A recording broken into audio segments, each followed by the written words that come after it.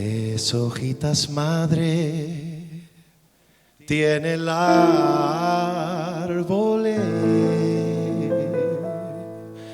la una en la rama, las dos en el pie, las dos en el pie, las dos en el pie. Inés, Inés, Inésita, Inés, Inés, Inés, Inésita, Inés. ¿La conocen, no?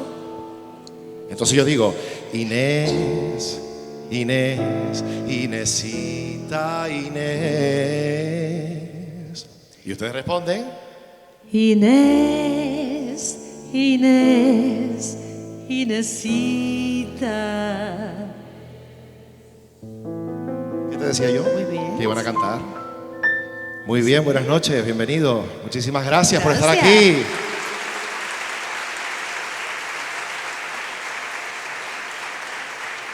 Nos preguntábamos el recién bautizado trío Cervantes, así nos puso Isabel Castel, si iban a cantar o no. Yo estoy seguro de que iban a cantar, pero Mar decía que no, ya verás que no cantan. Que sí, que van a cantar. Maestro, empezamos. Tres hojitas, madre, tiene el árbol, la una en el pecho, las dos en el pie, las dos en el pie, las dos en el pie. Inés, Inés, Inésita, Inés. Inés, Inésita, Inés. Dábales el aire, meneábanse, dábales el viento, jaleábanse, jaleábanse, jaleábanse. Inés, Inés, Inésita, Inés. Inés, Inés, Inésita, Inés.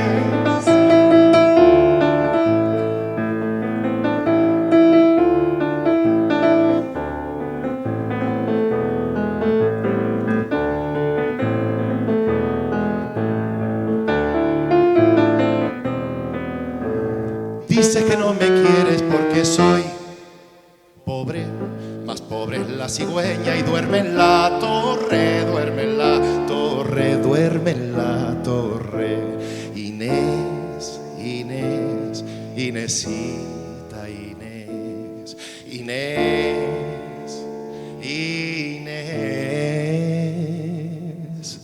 Inésita, Inés.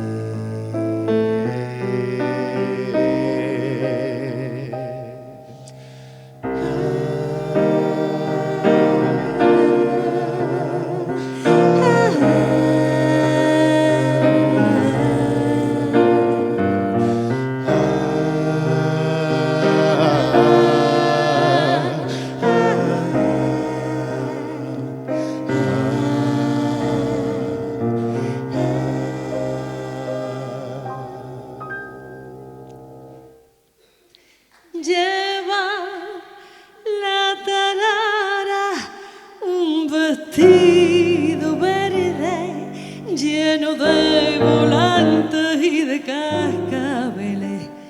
La tarara sí, la tarara no. La tarara, niña, que la he visto yo. Luce mi tarara su cola de seda sobre las retamas y la hierba buena. La tarara sí, la tarara no. La tarara, niña, que la he visto yo.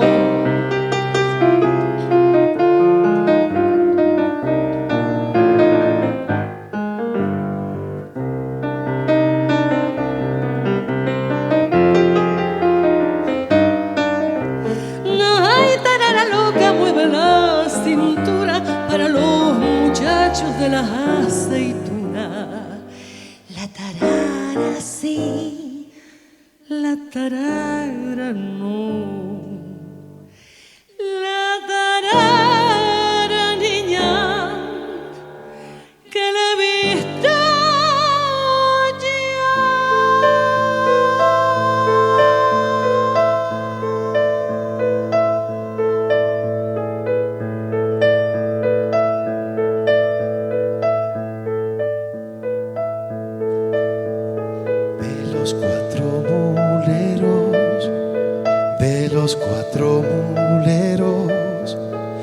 de los cuatro muleros, mamita mía, que van al río, que van al río.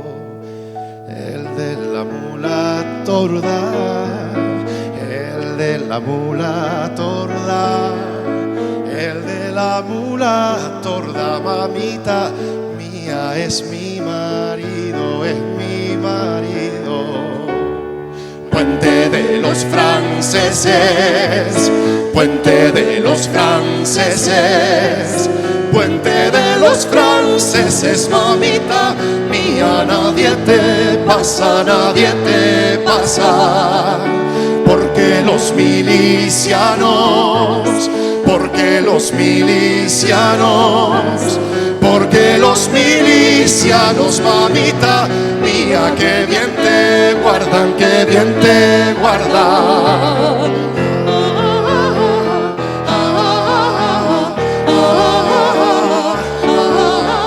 Porque los milicianos, mamita mía, que bien te guardan, que bien te guardan.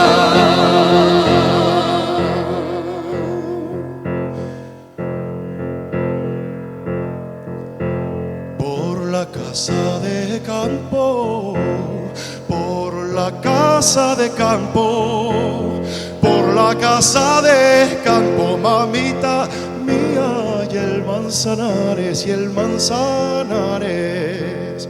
Quieren pasar los moros, quieren pasar los moros, quieren pasar los moros, mamita mía, no pasa nadie, no pasa nadie. Madrid, que bien resistes, Madrid, que bien resistes, Madrid, que bien resistes, mamita mía, los bombardeos, los bombardeos. De las bombas se ríen, de las bombas se ríen, de las bombas se ríen, mamita mía, los madrileños, los madrileños. Puente de los franceses, Madrid, que bien resistes, de los cuatro muleros.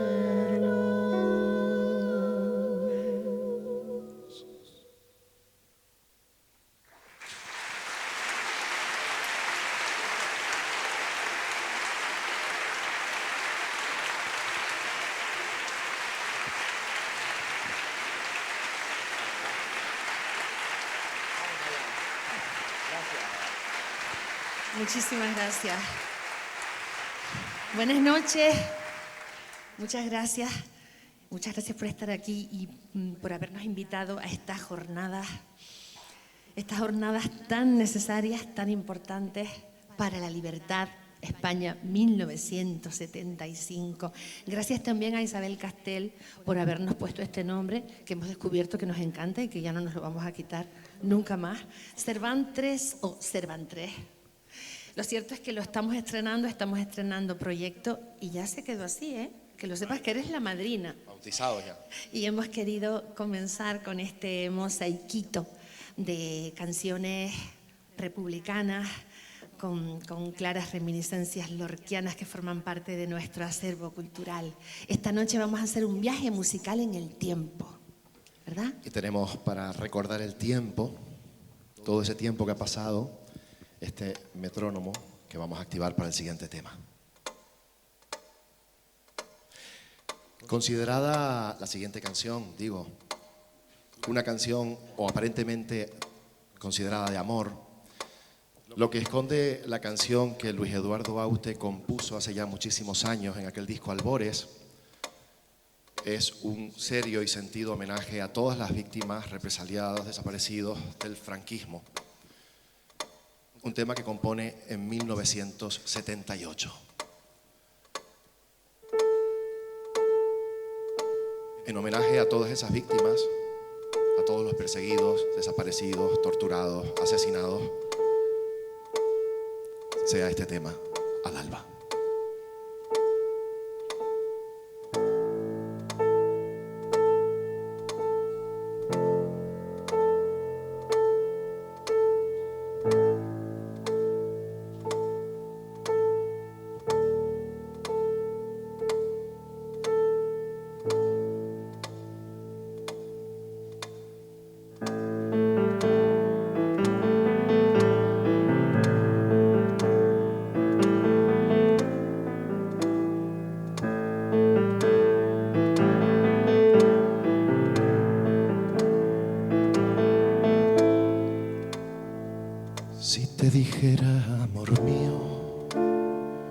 que temo a la madrugada. No sé qué estrellas son esas que hieren como amenazas, ni sé que sangra la luna al filo de su maraña. Presiento que tras la noche vendrá la noche más larga. Quiero que no me abandones, amor mío, al alba.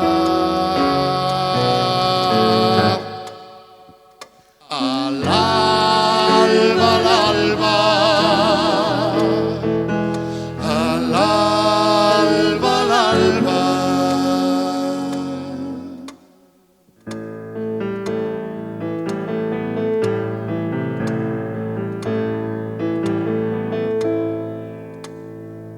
Los hijos que no tuvimos se esconden en las cloacas, comen las últimas flores.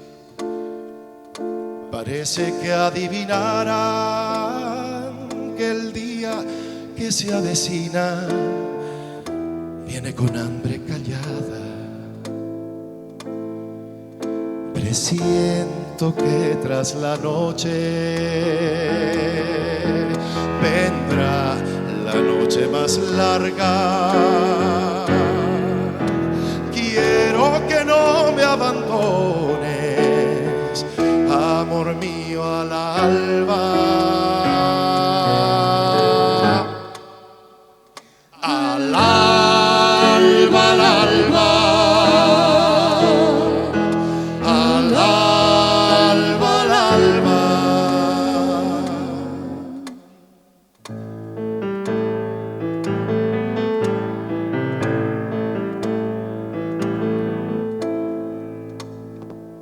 Miles de buitres callados van extendiendo sus alas.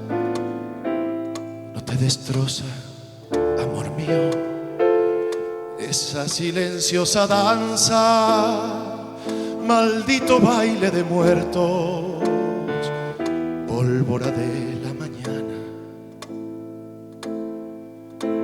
Presiento que tras la noche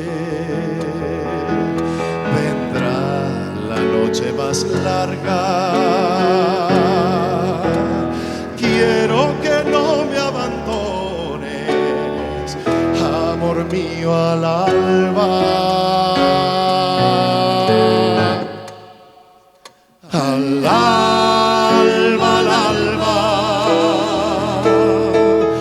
Al alba, al alba. Al alba, al alba. Al alba, al alba.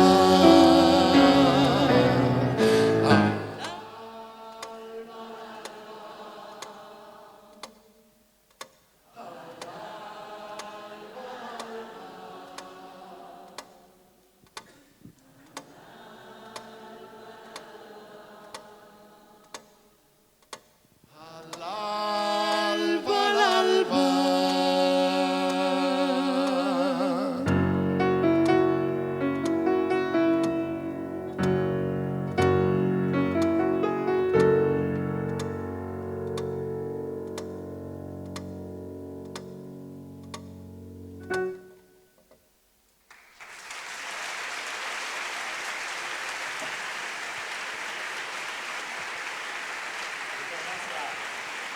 Muchísimas gracias, Mar Mosco. Gracias, de verdad. Los dejamos con Manuela Carmena. Fuertes aplausos. Y con Benchey y Belén. Perdón.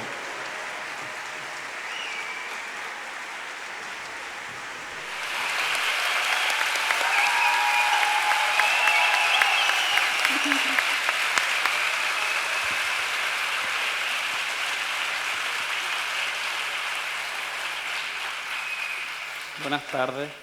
Hola, buenas tardes.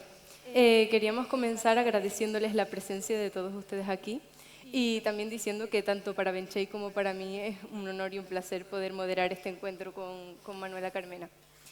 También queríamos comenzar la entrevista preguntándole qué supone para usted estar hablando sobre transición y democracia en una universidad pública, sobre todo teniendo en cuenta el contexto universitario en el que usted estudió.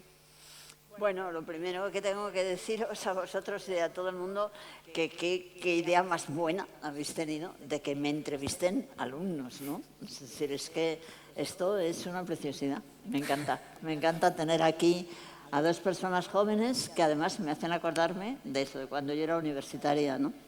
Bueno, yo creo que es emocionante pensar que, bueno, la vida que vivimos ahora nos da esta especie de gratificación o premio de poder vivir mucho, de poder vivir bastante, ¿no?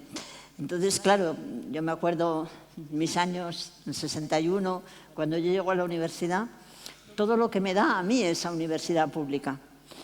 Y claro, por eso pienso que es muy hermoso el devolver ahora a la universidad pública mucho de lo que a mí me dieron.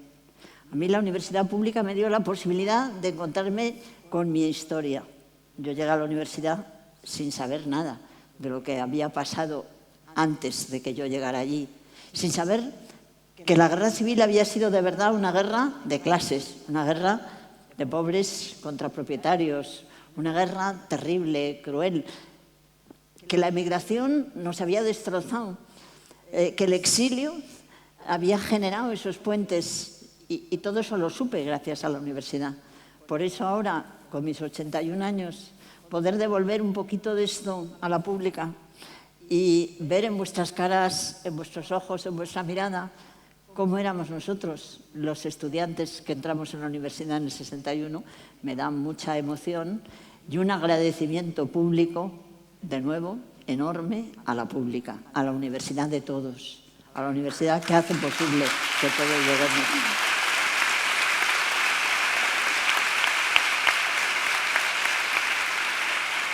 Manuela, pues ya vamos a ir entrando Venga. en materia. El movimiento feminista español tuvo un papel fundamental en la democratización de nuestro país, aunque muchas veces ha sido marginado. ¿Cómo recuerdas la relación entre el feminismo y las fuerzas políticas de la época? ¿Hubo receptividad real o predominó la tendencia a posponer las demandas de las mujeres en nombre de prioridades de la transición? Bueno, yo creo que fue como, igual que os digo que para mí la universidad fue ese encuentro con nuestra historia, también fue un encuentro con unas abuelas genéricas que yo no había conocido, que eran aquellas mujeres que emergieron con todo su feminismo en la República y que después estaban desperdigadas por el mundo. Victoria Kent en Argentina, Clara Campoamor en Suiza, Elena Fortuna en Nueva York, mujeres que para mí significó desde la universidad de pronto ver que ellas también habían abierto un camino, también habían sido muy importantes, ¿no? Y yo creo que el movimiento estudiantil cogimos aquella bandera. Yo recuerdo que una bandera nuestra, cuando éramos universitarios, era ir a ver a aquellas mujeres. Yo tuve la suerte, por ejemplo, de ver a la gran tenista Lili Álvarez, que también era escritora y que era una mujer interesantísima, y fuimos las universitarias a decirles que queríamos hablar de los derechos de la mujer, queríamos hablar del feminismo. Fuimos a ver, bueno, a mujeres a la duquesa de Campoalange, que era una señora que no sonará para nada, pero que tuvo mucha importancia, porque hizo un primer libro, yo creo que en torno a los años 70, en el que explicó las grandes mujeres de la historia de España, hablando de Carmen de Burgos, por ejemplo, que eran personas que para mí eran desconocidas, ¿no? Fuimos a ver a Mercedes Formica, que era una mujer que había sido de Falange, pero que después lo había dejado y con su visión de mujer de derechas, porque era una mujer de derechas más conservadora que otras a las que me he referido antes, pues planteó exigencias y cambio en el Código Civil, en fin, fue un momento muy emocionante. Mi encuentro con lo que yo llamo las grandes abuelas progresistas y feministas, que no estaban en la universidad, pero que desde la universidad sabían que estaban y que las necesitábamos. Bueno, y ahora que estamos hablando un poco más ya de los años de la transición, quisiéramos recordar el atentado que tuvo lugar en 1977 en su despacho y que marcó profundamente esos años de comienzo de democracia, al final de esos años un poco convulsos, y que apenas 4 años después, en el 81, pues tuvo lugar el intento de golpe de Estado, en el 23F. Entonces, nos gustaría preguntarle cómo percibe hoy esos acontecimientos, cómo los interpreta y qué sensación tuvo en ese momento sobre el rumbo que estaba tomando la democracia o el nuevo país en el que aprendían a vivir. Pues fijaros, conforme voy cumpliendo más años, cada vez tengo más claro una idea, yo creo, importante, y es que es determinante para cambiar la historia, para hacer mejor el mundo, la opinión general, la sintonía de toda una sociedad, ¿no? La verdad es que en España, yo diría que prácticamente desde el año 56, en el que Santiago Carrillo, que en ese momento es secretario del Partido Comunista de España, en el exilio, por supuesto, los que estéis viendo estos días la serie de Anatomía de un instante, pues veréis ese Santiago que vuelve, ¿no? Pues Santiago estuvo en el exilio, por supuesto, no podía venir a España. Generó lo que se llamó la política de la reconciliación nacional. Y fue un movimiento que hizo que mucha gente se sintiera extraordinariamente atraída por conseguir que acabara el franquismo y en España hubiera democracia. Pasaban cosas que se veía, que se sentía. A mí me gusta decir a veces que cuando llega el 75, muere Franco, y al final en el 78 tenemos una constitución democrática, es como tener de pronto el fruto que habíamos sembrado hacía mucho. Y yo creo que se siembra a lo largo del 57, del 60. Yo recuerdo, por ejemplo, en el año 1960, se crea el gobierno, el régimen, piensa que, bueno, por una serie de circunstancias, que se va a convocar un Congreso General de la Abogacía Española, ¿no? Y lo piensa pensando que va a ser un acto más del régimen.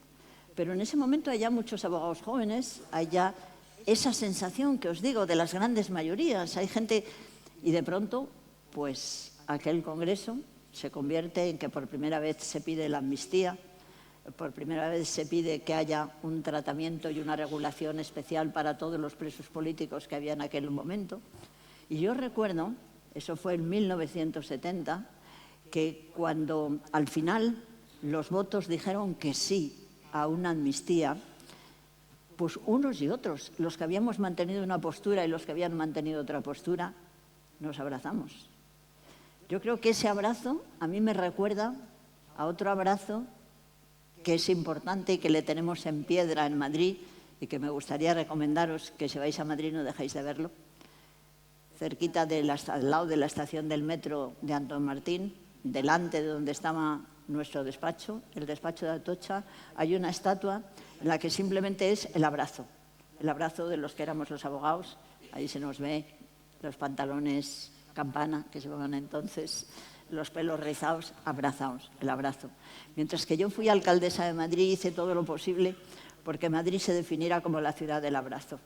Entre otras cosas porque son de las pocas ciudades que tiene un monumento del abrazo.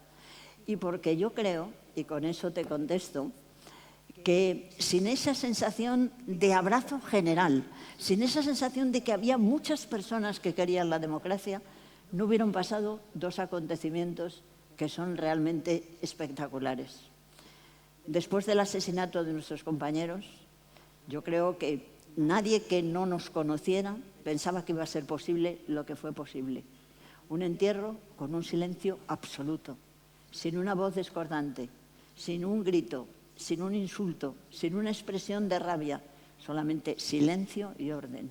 Era la expresión de lo que se vivía y de lo que la sociedad quería que se viviera. Yo recuerdo muy bien cuando nada menos que el decano del Colegio de Abogados me dijo a mí, cuando sucedió la noche aquella, yo casi, no sé, estaba tan impactada, no podía dejar de llorar, pero un amigo me dijo, serénate, no es momento de llorar, hay que actuar. Y fui a ver al decano del Colegio de Abogados, mejor dicho, fue él quien me llamó y me dijo, Manuela, los cadáveres de tus compañeros van a salir del Colegio de Abogados. Vosotros sois abogados comunistas, pero nosotros sabemos que ahora mismo la sociedad os debe ese homenaje y saldrán desde el Colegio de Abogados. Fijaros lo que eso significa. Es decir, estábamos en ese proceso de transición. Yo creo que eso fue una afirmación, porque ni el decano diría lo que dijo, ni todas las fuerzas de orden público respetaron lo que hubo que respetar, si no fuera porque había un gran deseo general de cambio. Y eso se expresó cuando después del fracaso del golpe de Estado hubo todas esas manifestaciones que vinieron a decir el país quiere democracia, el país quiere libertad, el país quiere derechos, el país quiere que nunca más vuelva a haber franquismo. Y eso fue una expresión general. Y esa expresión general fue como si dijéramos el sello definitivo de que este país había optado de verdad por la democracia y por la libertad.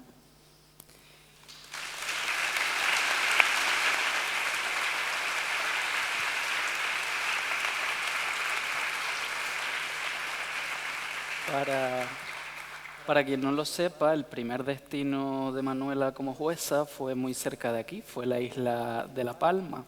En los años 80, si no recuerdo mal, el mismo año del intento de golpe de Estado, en plena consolidación de la democracia. ¿Cómo viviste el ejercicio de la judicatura siendo una de las pocas mujeres en el ámbito judicial? ¿Influyó de alguna manera ese contexto insular y político en tu mirada sobre la justicia y los derechos ciudadanos? Bueno, a mí me pasó una cosa maravillosa y es que yo elegí ese destino pues una serie de razones. La verdad es que mi marido tenía una gran amiga, Rosario Betancourt, que la conocía bien en La Palma, me dio unas fotografías y a mí ya aquello me gustó.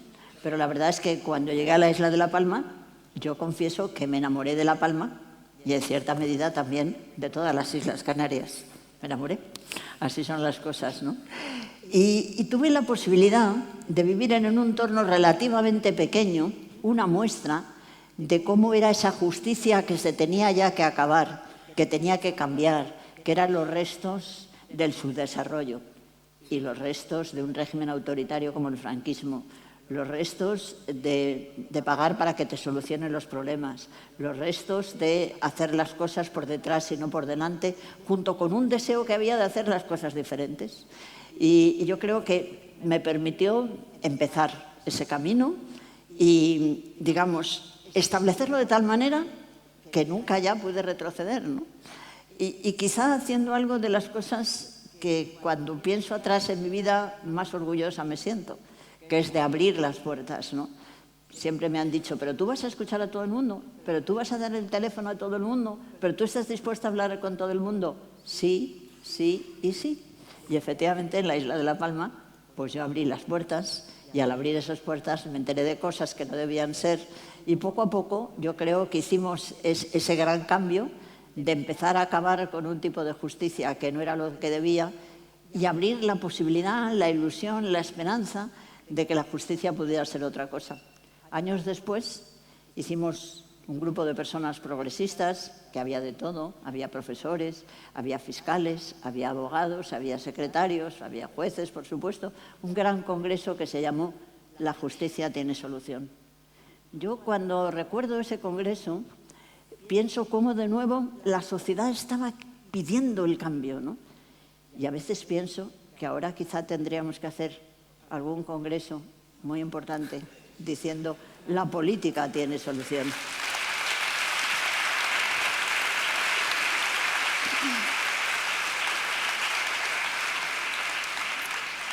Conectando un poco con lo que acaba de hablar, que es un tema un poco más actual, vemos que hoy en día la libertad de expresión es un derecho que vuelve a estar en debate y vuelve a estar sobre la mesa, sobre todo ante el auge de algunos discursos extremos.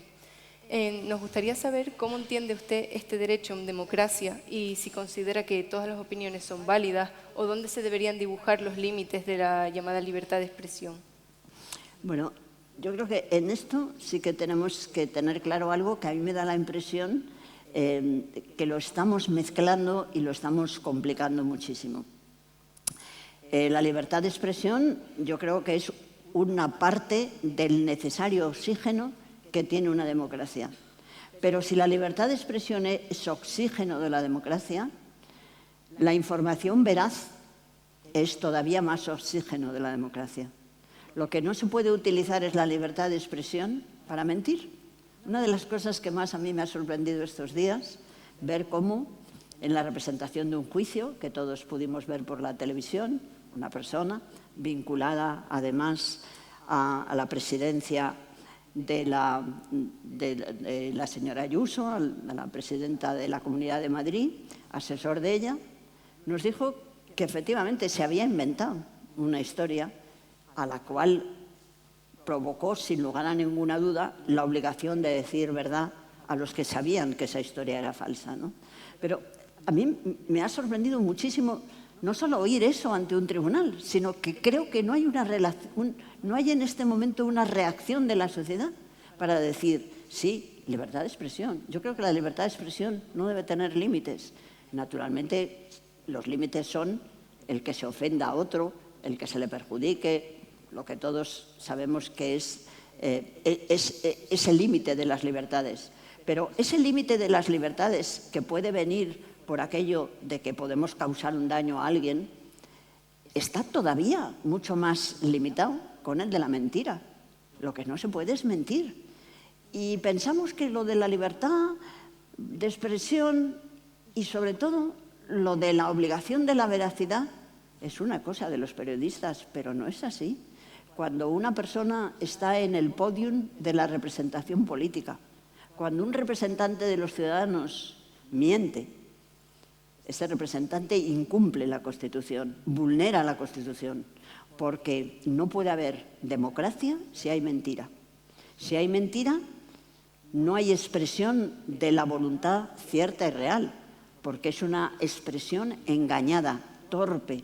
Por eso yo creo que ahora mismo hablar de la libertad de expresión sigue siendo importante, claro que sí, es el oxígeno, pero todavía es más oxígeno la necesidad de la verdad en la libertad de expresión.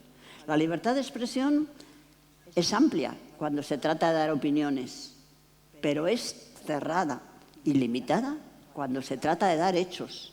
Los hechos tienen que ser veraces. Y estamos viviendo con toda naturalidad el que representantes políticos mienten y no pasa nada. Cuando estaba en el ayuntamiento nunca olvidaré que en un desayuno que hicimos con niños, un niño unos 11 años, una cara de listo tremendo, unos ojos abiertos, me dijo, señora alcaldesa, ¿por qué los políticos mienten? Eso está ahí, no puede ser.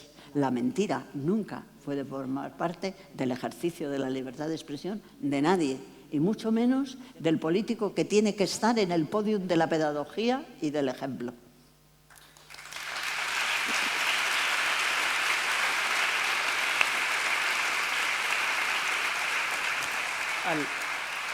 Al hilo de lo que mencionabas ahora en esta última pregunta, sí es verdad que hoy percibimos cierta desconfianza social hacia algunas de esas decisiones judiciales como las que acabas de comentar.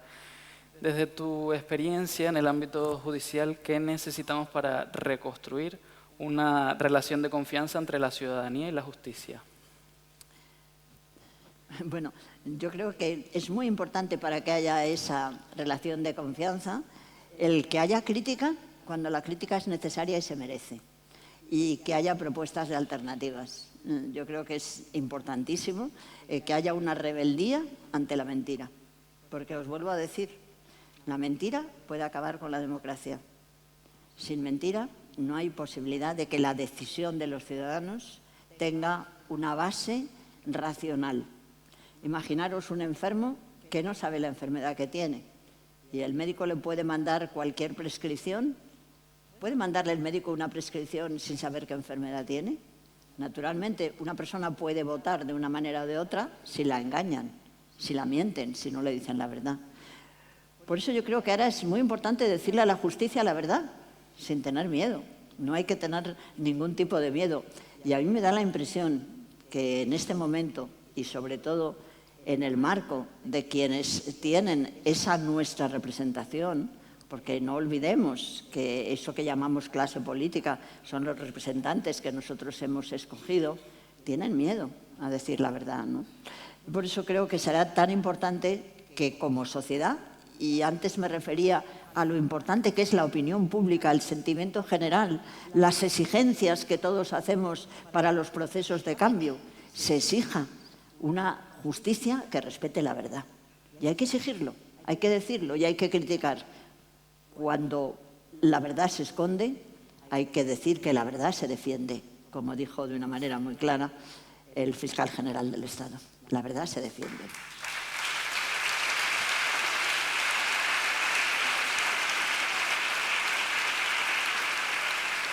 Bueno, todos sabemos que una de las claves de la transición fue la capacidad que se tuvo en el ámbito político para alcanzar acuerdos amplios desde posiciones políticas muy distintas. Entonces, ante la sociedad tan polarizada que tenemos hoy en día, ¿cree que aún es posible recuperar un poco esa cultura del diálogo y del consenso? Y si es así, ¿cómo cree que podríamos alcanzar esa cultura del acuerdo y no de la polarización? Bueno, a mí me parece que para conseguir que algo mejore es imprescindible analizarlo. Yo desde hace ya tiempo llevo diciendo que a la democracia hay que cuidarla, ¿no? Que la democracia no es un paisaje sin más, biológico o geológico, no son unas montañas, un río, no. La democracia es una institución humana formada por hombres y mujeres.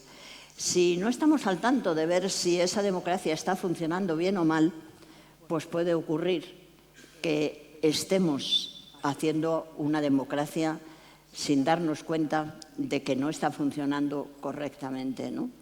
Y yo creo que cuando se dice que es que no hay capacidad para que haya acuerdos, que hay una dificultad enorme por la gran confrontación de que se puedan hacer pactos que serían necesarios, yo creo que olvidamos que en ese análisis que yo creo que es necesario de la democracia hay que darle una vuelta, hay que cambiarla completamente, ¿no? No puede ser que la democracia ahora mismo esté absolutamente enconada en unos discursos públicos que de verdad, ¿qué queréis que os diga? A mí me parece que son más espectáculo que otra cosa, en la que busca ver quién puede decir lo más hiriente, lo más divertido, lo más atractivo para insultar al otro, para desacreditar al otro. No puede ser la democracia hoy día en el que la oposición cree que su obligación es impedir que el Ejecutivo haga lo que debe. Ni puede ser tampoco la obligación, no puede ser la democracia el que el Ejecutivo no diga la verdad sobre lo que está haciendo la oposición, que lo conozca, ¿no? Entonces yo creo que estamos en un momento en el que tenemos que hacer un gran esfuerzo por renovar, modernizar, agilizar la democracia. Y por eso yo os decía que quizá en este momento tenemos que buscar algo así como la política tiene solución, un gran congreso para buscar la solución de nuestra democracia. Es imposible que haya acuerdos, como tú me preguntabas, si el objetivo fundamental es, al contrario, que el otro fracase, que el Ejecutivo fracase. Si la oposición, el deseo que tiene es que cuanto peor mejor, así no hay democracia. Si cuando la oposición le dice al Ejecutivo, en cuanto tú te vayas yo voy a cambiarlo todo, y luego lo cambia todo, ¿eso qué es? Eso es un contrasentido. La democracia es asumir las diferencias, entender que es bueno que haya una posición y otra y llegar a decisiones basadas fundamentalmente para conseguir la solución de los problemas que tienen las sociedades, teniendo en cuenta a unos y a otros, teniendo en cuenta pues una posición mayoritaria y también una posición a veces minoritaria, ¿no?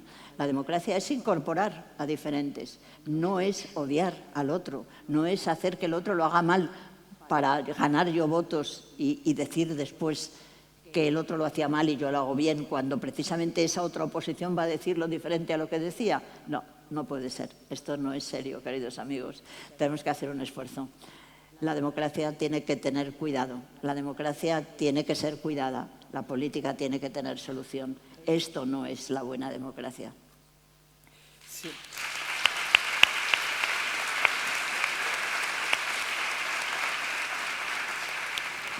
siempre has defendido la importancia del servicio público como compromiso democrático. ¿Qué entiende que significa hoy servir al interés general? Pues yo creo que es bastante claro, ¿no? En general, el interés general es aquellas expresiones que tienen el apoyo más común. Y yo creo que hoy día sabemos que gracias a la consolidación de la democracia, nosotros tenemos como un teclado de lo que nos indica que es lo realmente importante y que responde a eso que es el interés general. Y quizás son los grandes servicios públicos. Que la sanidad es algo de interés general, nadie tiene duda. Es decir, no hay vida si no hay una buena sanidad. No hay salud si no hay una buena sanidad. La necesitamos. Y por eso todos sabemos que hay un interés general en conseguir que efectivamente la democracia sea buena. ¿Qué decir de la educación? No hay un planteamiento que no sea tan claro como que la educación es necesaria para todos, con lo cual tiene que haber esos servicios de la educación. Yo creo que los grandes servicios que expresan las grandes necesidades, la vivienda, el trabajo, son esos elementos determinantes que hacen posible que después los colectivos humanos, a partir de ahí, en el marco de su libertad, vayan diseñando su diseño de vida, sus proyectos, su felicidad.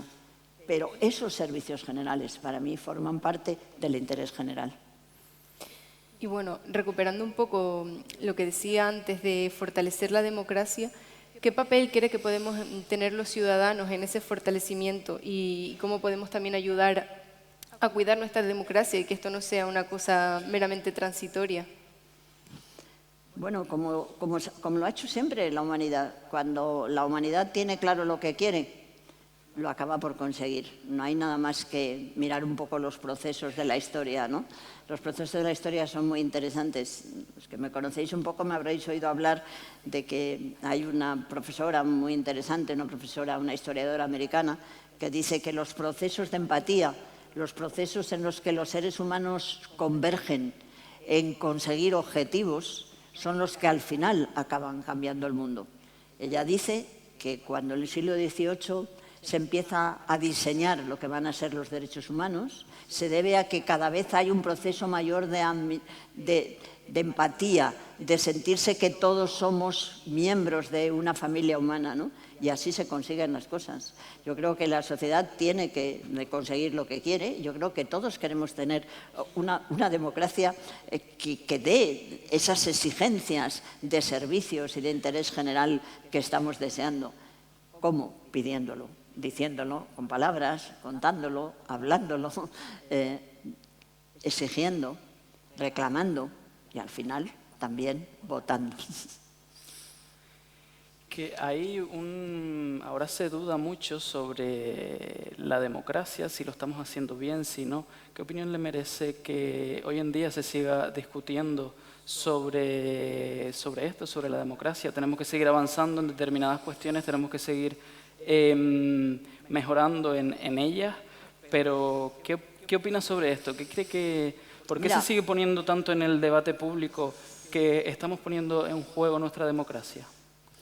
Bueno, yo creo que es bastante evidente, ¿no? Yo he leído estos días un libro que me parece interesante, que es de un periodista americano, demócrata, que dice que el éxito de Trump ha sido el fracaso en la gestión que ha llevado a cabo el Partido de los Demócratas en Estados Unidos, ¿no? Yo creo que si a través de la falta de eficacia de los servicios públicos, a través de la falta de eficacia de las políticas públicas, la democracia no da lo que la sociedad necesita, pues la democracia se desprestigia y entonces se mira hacia otros lados y se dice, en países autoritarios, pues como no hay esas tensiones entre la oposición y los gobiernos ejecutivos, pues es más fácil.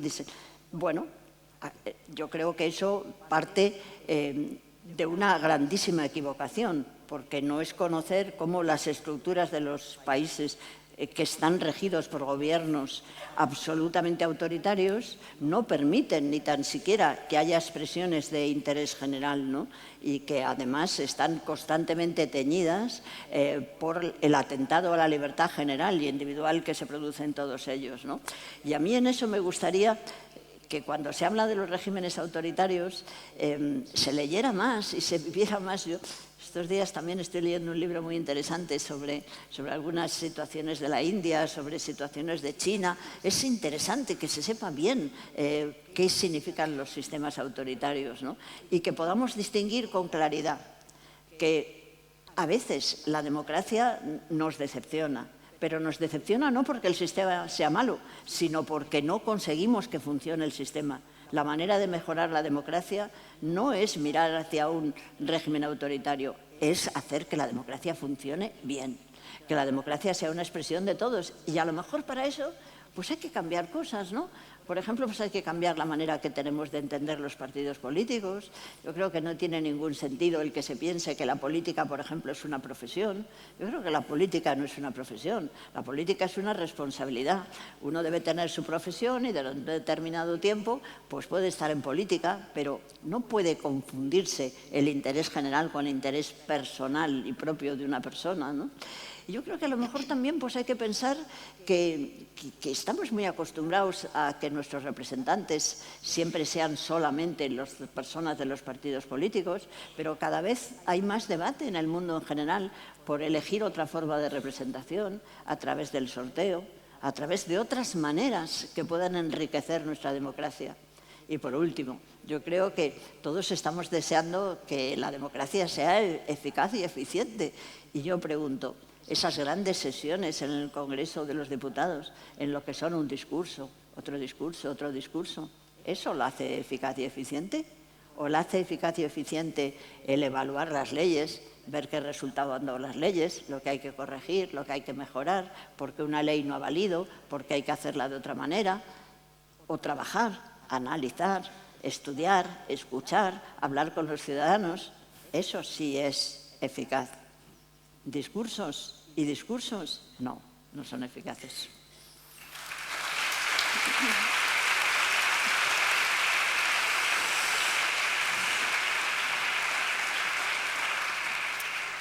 Bueno, Manuela, usted ha sido una persona que sabe lo que es vivir en una dictadura, sabe perfectamente lo que fueron los años de la transición y por fin sabe lo que es vivir en democracia. Sin embargo, vemos que en la sociedad, sobre todo entre los jóvenes, hay un creciente discurso sobre que ahora mismo vivimos en una dictadura encubierta o algunos jóvenes que preferirían vivir en un régimen dictatorial. Entonces, me gustaría preguntarle si usted considera que hemos fallado como sociedad a la hora de transmitir todo lo que fueron aquellos años y cómo cree que podríamos hacerle llegar a esos jóvenes lo que fue la lucha de la transición, la gente que murió en esa lucha y todo lo que costó poder llegar a la democracia que tenemos hoy en día. Bueno, yo creo que, lo he dicho ya un poco antes, ¿no? Que creo que se produce un cierto desencanto sobre la falta de eficacia de la democracia y que eso puede hacer que haya gente joven que, lógicamente, no escucha, no ve esta autocrítica que sería necesaria hacer respecto a la democracia y no ve este cambio, ¿no? Yo creo que ahora mismo tenemos una juventud extraordinariamente bien preparada y en la que yo os digo, yo tengo mucha confianza, a pesar de las encuestas esas que alarman y que parecen recoger eso que tú me decías, ¿no? De que hay un sector de jóvenes que prefieren los regímenes autoritarios, ¿no? Yo la verdad no me enredaría en decir mucho más de lo que pasó, porque es verdad, la memoria es imprescindible, la historia es necesaria, porque es como esa especie de plano que necesitamos para poder transmitir, para poder trascender a través de la historia, ¿no? Pero sobre todo lo que es importante es tener proyectos ahora. A mí me parece que es el momento de que jóvenes digan lo que digan, se inclinen por una preferencia ideológica o por otra, empezar a trabajar juntos. Hay que empezar a trabajar. Yo creo que una de las exigencias que a mí me gustaría mucho hacer es que haya colectivos de jóvenes que empiecen a plantear alternativas al tema de la vivienda, que pidan entrar en el Congreso, que el Congreso a mí me encantaría que estuviera habitualmente ocupado de grupos de jóvenes que estuvieran precisamente hablando de lo que pasa con su vivienda, de lo que pasa con un trabajo que no les permite tener la vivienda que deberían tener. Eso es lo que hay que hacer proyectos, y estoy segura que ahora mismo hay una riqueza enorme en la generación de jóvenes para hacer esos proyectos. Entonces yo diría, bueno, mira, unos pensáis una cosa, otros pensamos en otra. Vamos a salir de esa especie de triángulo maldito y vamos a ponernos a trabajar, vamos a hacer cosas.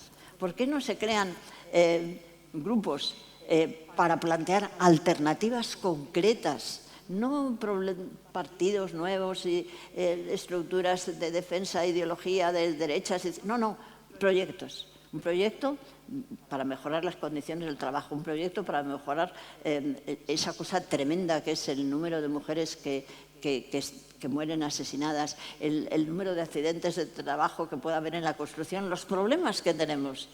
Grupos para mejorarlos, en donde haya de todo. Yo creo que ese es el camino, de verdad. No podemos estar dándole vueltas a porque vosotros pensáis, No, ha llegado un momento de que hay que decir, la democracia es algo tan importante que es donde nos va a permitir de nuevo organizarnos a todos para mejorarla. ¿Y cómo la mejoramos? Haciendo estructuras de proyectos de lo que creemos que necesitamos con nuestro interés general. Y venga, a trabajar. Y en particular,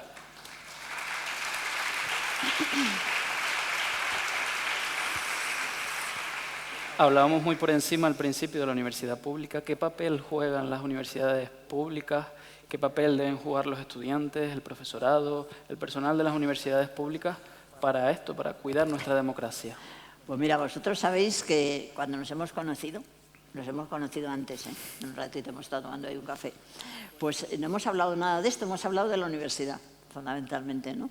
Y a mí me ha gustado darles a los dos alternativas de cosas que debería hacer su universidad pública. Porque la pública tiene que ser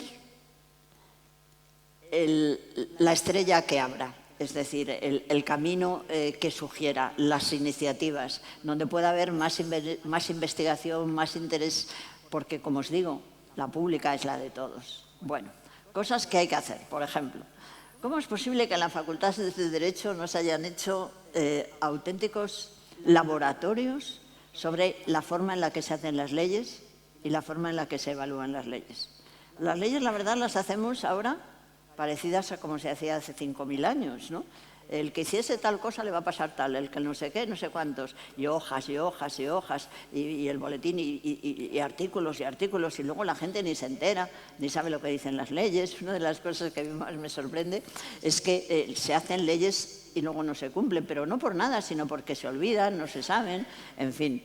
Yo por ahí creo que ese es un camino. Otro camino muy bonito, que a mí me encantaría que la pública lo hiciera, por ejemplo, en el ámbito del derecho, son las clínicas jurídicas. En algunos países existe. Desde primero de Derecho, la Facultad de Derecho está abierta a que los ciudadanos vengan y planteen sus problemas. Y habrá un profesor, y habrá un estudiante, pero el problema llega a la universidad. La universidad no puede estar cerrada a la vida, al progreso, porque de ahí va a salir la innovación. Y la innovación, para mí, está en la pública, porque es la que no tiene otro interés. Si detrás hay un interés económico, un interés de lograr unos réditos de unas determinadas características de balance, puede haber otros intereses, pero en la pública no lo hay, ¿no? Y hablaba también de la investigación, hemos estado hablando también de muchas investigaciones que se podrían hacer en muchísimas otras cosas en materia de enseñanza. Y yo les decía algo que a mí me impresiona mucho. Yo soy enormemente seguidora de una mujer que yo creo que es quizá el pensamiento más importante del siglo XIX, por supuesto en mujeres, que es Concepción Arenal. No solamente Concepción Arenal tuvo mucha importancia por su visión relativa a cómo debería tratarse a los delincuentes en las cárceles, sino que ella es una pensadora y además, digamos, una divulgadora de muchísimos temas, ¿no? Yo creo, por ejemplo, la gente no sabe una cosa muy bonita de Concepción Arenal, que ella cuando ve los problemas que empezaba a haber de la vivienda en el 1880, en esas fechas, crea la primera empresa de viviendas obreras. Es la mujer que crea la primera constructora, se llamó la constructora Benazpica. Bueno, pues esa mujer que tiene esa visión tan lúcida, pues hace una cosa muy bonita y dice, bueno, sí, hay ya leyes de enseñanza, pero ¿qué pasa con la enseñanza, no? Eso hablaba precisamente con ellos. ¿Por qué no profundizamos más no tanto en lo que dice la norma, sino en cómo funciona de verdad? Cómo funciona la enseñanza, analizarla, ¿no? Bueno, son caminos que se me ocurren que me gustaría dar a los jóvenes para eso que yo digo, trabajar por cambiar, trabajar porque la democracia sea cada vez más democracia y seguir siempre sabiendo que no podemos dejar ni un día de cuidarla, de atenderla, de preocuparnos lo que no va bien y de buscar lo que tiene que ir mejor para que tengamos una sociedad, porque yo os digo, estoy convencida, solamente la democracia creo que es la agrupación territorial de pueblos, ciudades, países que puede permitir el camino hacia una mayor igualdad y justicia, porque la democracia somos todos iguales y todo es de todos.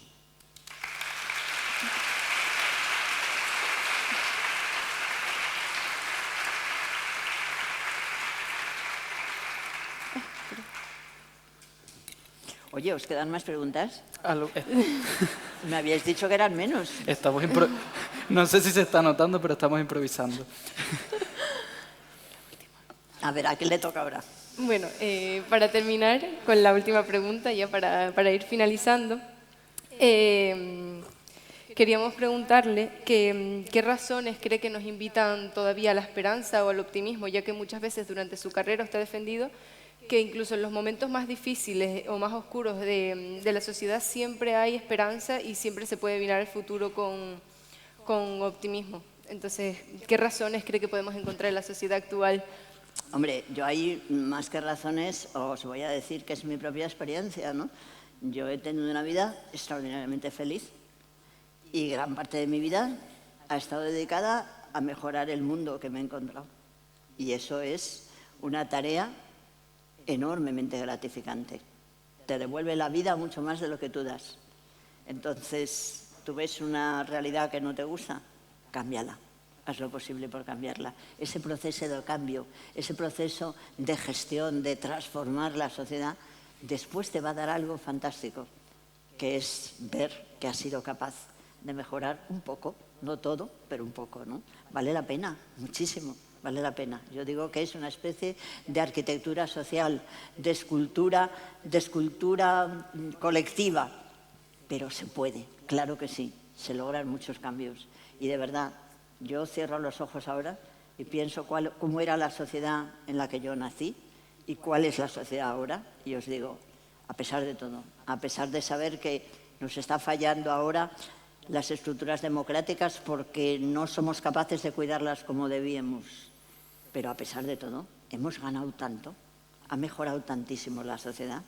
Es tan diferente la vida que yo sé que hay ahora con la que yo conocí cuando era niña, que os digo, vale la pena hacer todo lo posible por conseguir que en la vida tenga algo de ese fenómeno extraordinariamente gratificante que es mejorar la sociedad, mejorar lo que tenemos. Vale la pena.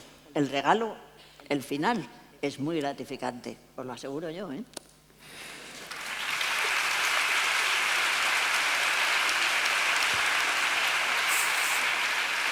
Sintiéndolo mucho, nos vamos quedando sin tiempo. Solo nos queda agradecer a Manuela Carmena pues, por tu sinceridad, por tu cercanía y también por permitirnos que este día quede marcado en la historia de nuestra casa, la Universidad de La Laguna.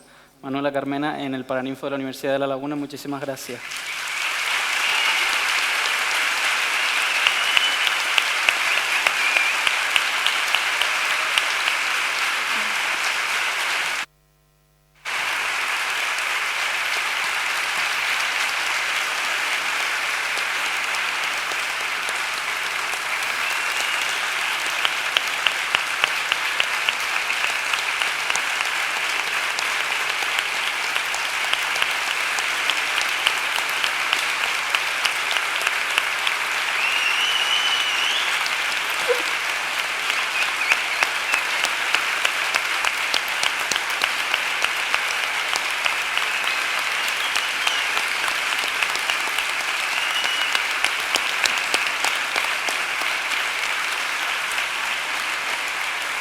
ya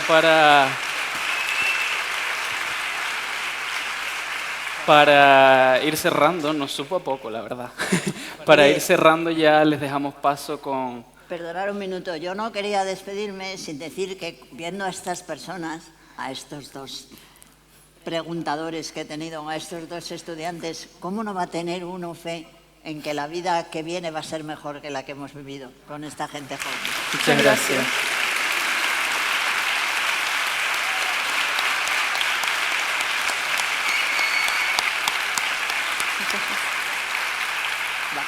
Sin más, les dejamos ya con la última parte del repertorio de nuestros compañeros de Cervan 3. Muchas gracias. Venga.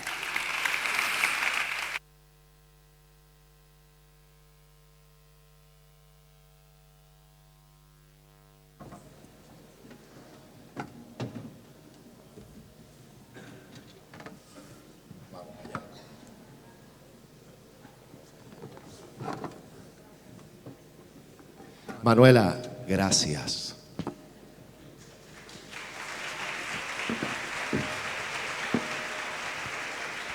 Se nos olvidó un invitado, perdón. Son cosas del directo. Comprendan que Cervan 3 se está estrenando y son los nervios propios de la primera vez, ¿no? Llamándonos así, quiero decir. Total. Vamos.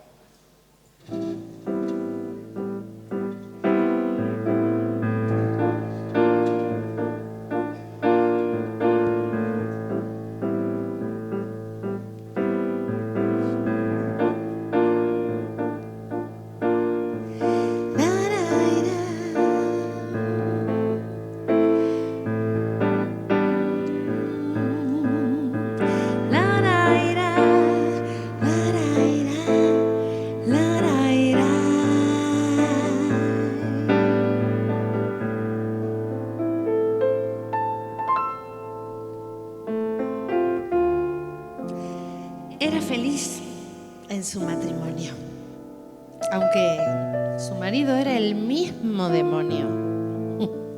Tenía el hombre un poco de mal genio y ella se quejaba de que nunca fue tierno. Desde hace ya más de 3 años recibe cartas de un extraño. Cartas llenas de poesía que le han devuelto.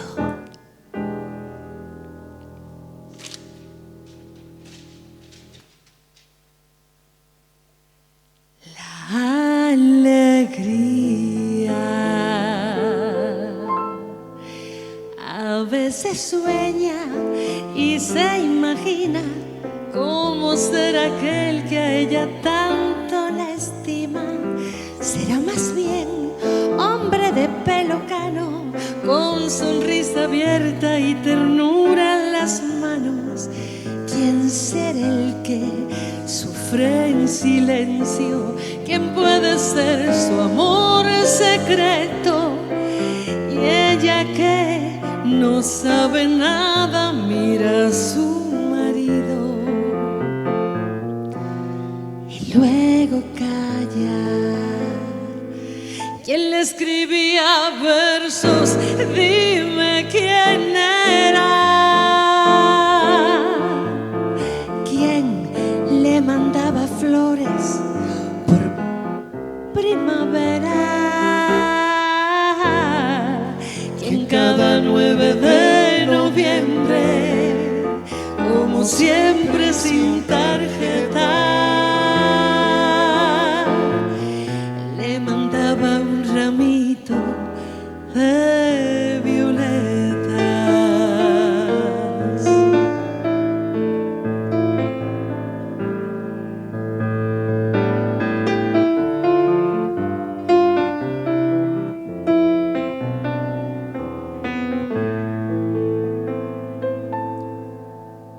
Y cada tarde, al volver su esposo,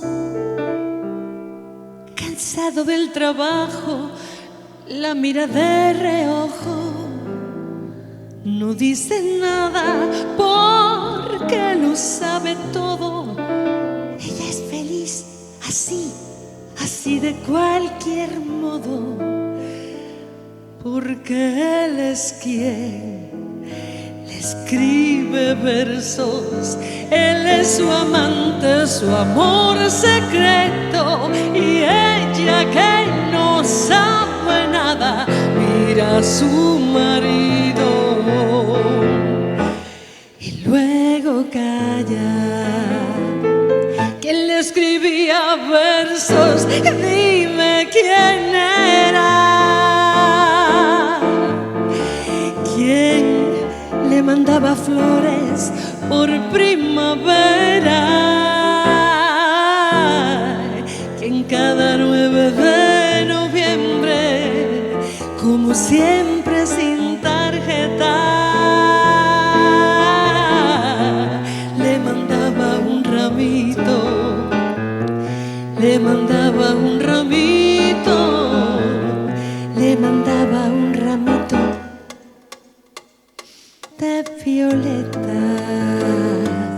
Yo no soy esa, yo no soy esa, yo no soy esa que tú te imaginas, una señorita tranquila y sencilla que un día abandonas y siempre perdona. Esa niña así, no, esa no soy yo.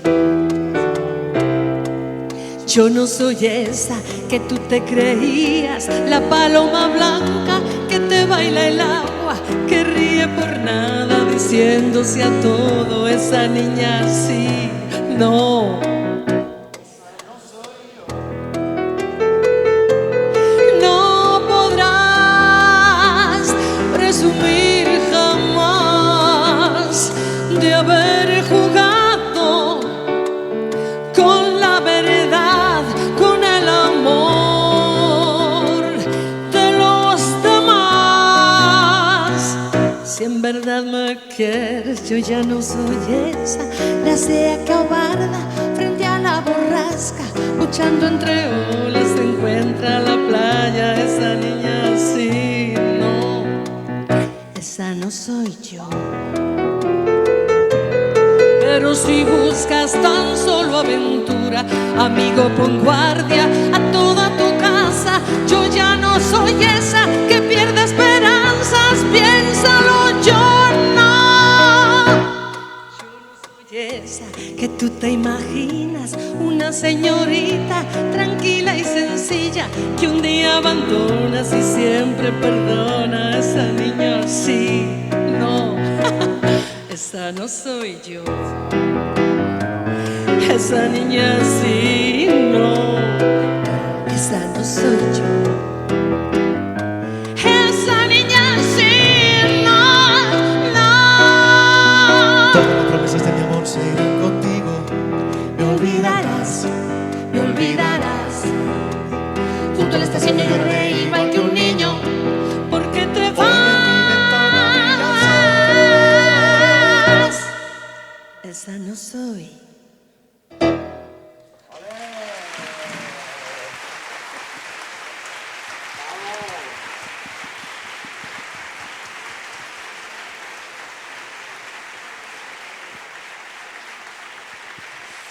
Muchas gracias.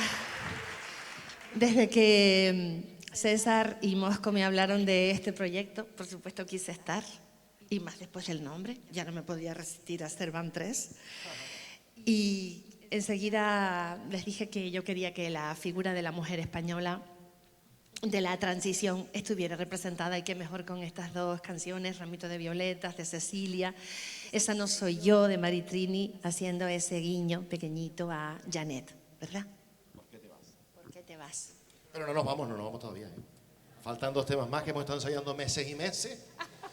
Bueno, vámonos con un tema que además da nombre a este proyecto, Para la Libertad.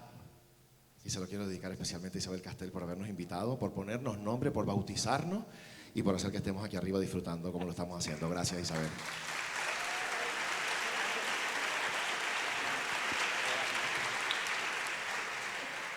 Y además aprovecho para hacer un guiño también rapidito, no es nepotismo, pero creo que lo merecen los 40 años que lleva una compañía de teatro de aquí de Tenerife dando el callo y además viviendo a tope todos estos años de la transición democrática. Delirium Teatro, están con nosotros por aquí esta noche. Fuertes aplausos para ellos.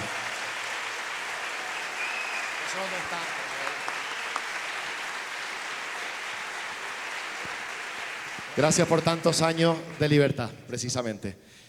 Vámonos para allá, vámonos con ese poema maravilloso escrito por Miguel Hernández para la libertad, que en el año 72 publicaba Joan Manuel Serrat, que eso es un clásico, esto es un clásico ya.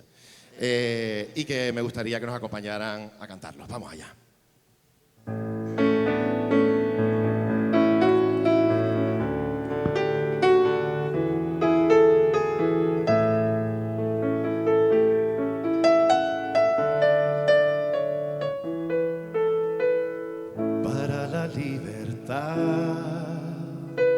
Sangro, lucho per vivo para la libertad.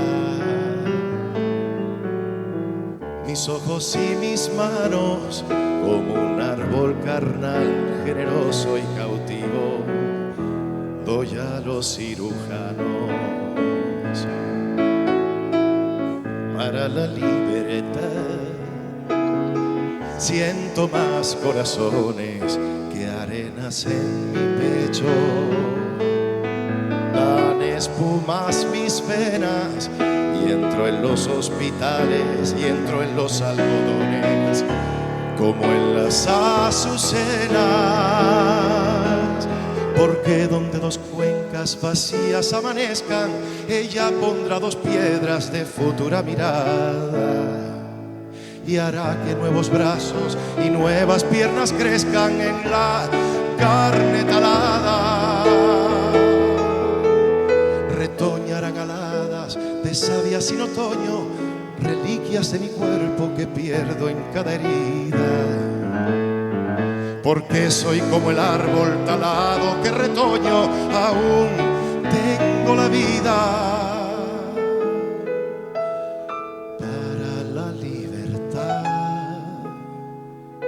Sangro, lucho per vivo para la libertad. Mis ojos y mis manos como un árbol carnal, generoso y cautivo, doy a los cirujanos, porque donde dos piedras vacías amanezcan, ella pondrá dos piedras de futura mirada y hará que nuevos brazos y nuevas piernas crezcan en la carne talada. Retoñarán alados de savia sin otoño, reliquias de mi cuerpo que pierdo en cada herida. Porque soy como el árbol talado que retoño, aún tengo la vida, aún tengo la vida.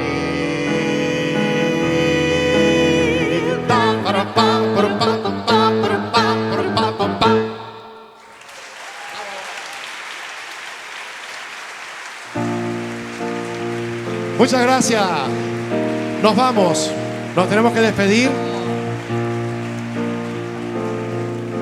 Pero no sin antes agradecer al Vicerrectorado de Cultura de esta universidad pública, de la universidad, nuestra Universidad de La Laguna, nuestra UL, con él.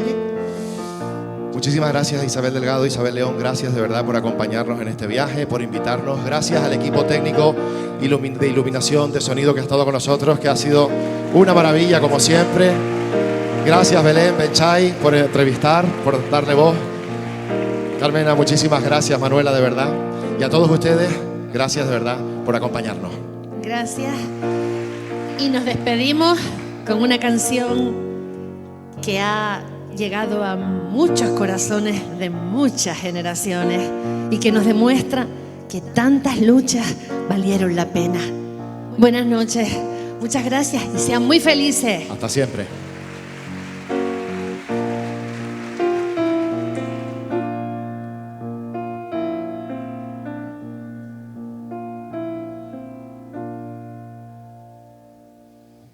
Papá, cuéntame otra vez ese cuento tan bonito de gendarmes y fascistas y estudiantes con flequillo y dulce guerrilla urbana en pantalones de campana y canciones de los Rolling y niñas en minifalda.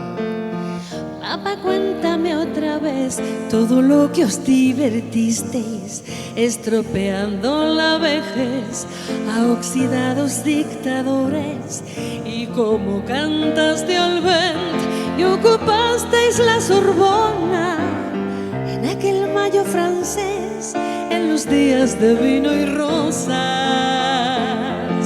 the days of wine and roses.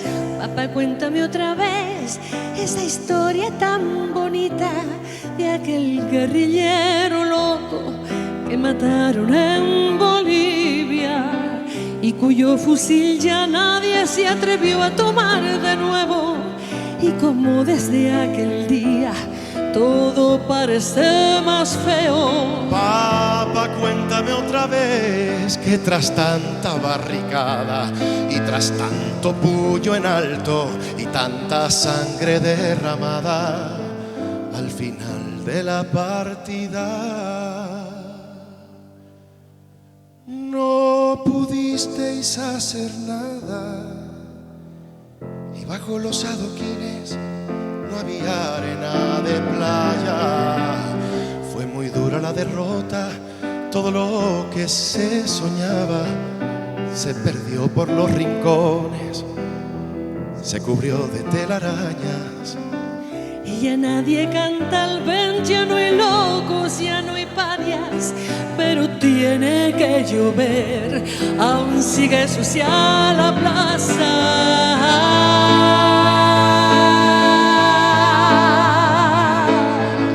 Queda lejos aquel mayo, queda lejos Saint-Denis, que lejos queda Jean-Paul Sartre, muy lejos queda aquel París. Sin embargo, a veces pienso que al final todo dio igual. Las hostias siguen cayendo sobre quien habla de mal. y siguen los mismos muertos, podridos de crueldad. Ayer morían en Bosnia los que hoy mueren en Gaza. Ayer morían en Bosnia los que hoy mueren en Gaza. Ayer morían en Bosnia los que hoy mueren, los que hoy mueren en Gaza.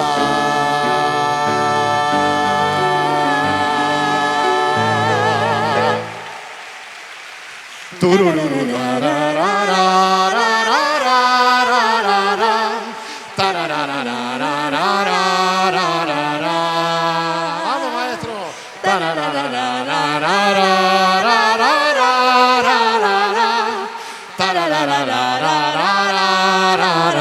¿Cómo dice?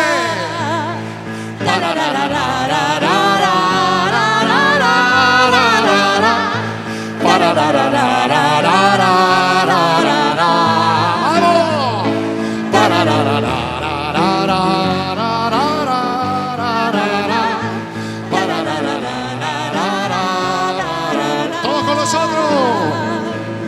Libertad, Libertad, sin ira, libertad. guárdate tu miedo y tu ira, porque hay libertad, sin ira, libertad.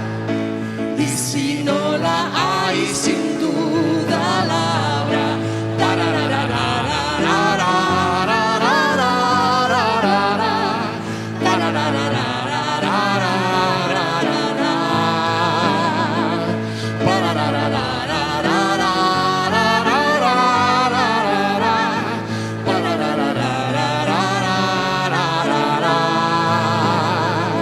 Libertad, libertad.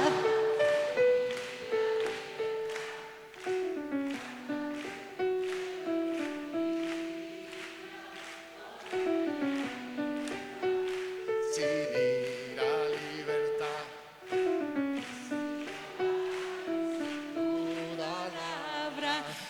libertad, libertad.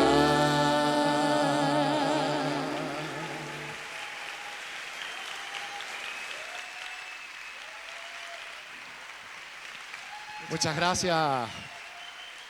Gracias, hasta siempre. Muchas gracias. Juan Carlos León Mosco, Mar Gutiérrez y un servidor. César Llanes. Gracias.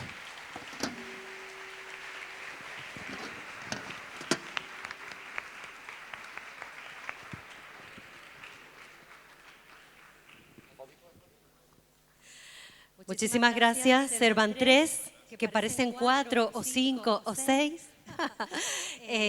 Bueno, solamente quiero dirigirles unas mínimas palabras de gratitud para cerrar este momento maravilloso. Es muy difícil ahora decir algo que tenga sentido más que, bueno, si algo hemos aprendido en el desarrollo, la preparación de este proyecto que ha durado pues unos 3 meses largos que se han hecho cortos, pero que son la punta del iceberg de muchos más meses de trabajo. Si algo hemos aprendido en conjunto, de modo coral, y hoy dicho con tanta claridad, formulado aquí de forma magistral por nuestra querida Manuela Carmena, que ha cerrado el ciclo de personalidades, referentes importantísimos que nos han visitado, pues si algo hemos aprendido es que la libertad se aprende, se construye, se protege.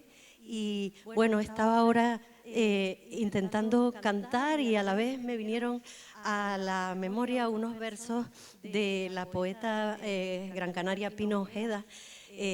Yo no lo sé decir con la belleza con la que ella lo escribió, pero sí es verdad que el mensaje era algo así como que la libertad se construye, es una casa que se construye por dentro. Gracias, querida Manuela Carmena, gracias a quienes han sido protagonistas de estos meses de trabajo, que son nada más y nada menos que el alumnado de la Universidad de La Laguna, que tiene tarea puesta y que ha de liderar desde esta institución de formación, de investigación y de servicio a la comunidad a la que nos debemos, han de liderar y ayudarnos a construir entre todos y todas una sociedad libre, igualitaria, diversa, que dialoga. Y desde luego la universidad, como se acaba de demostrar, sigue siendo ese espacio en el que la revolución viene a través de la palabra y se demuestra una vez más, como hemos presenciado esta noche, que el consenso viene de la disensión y del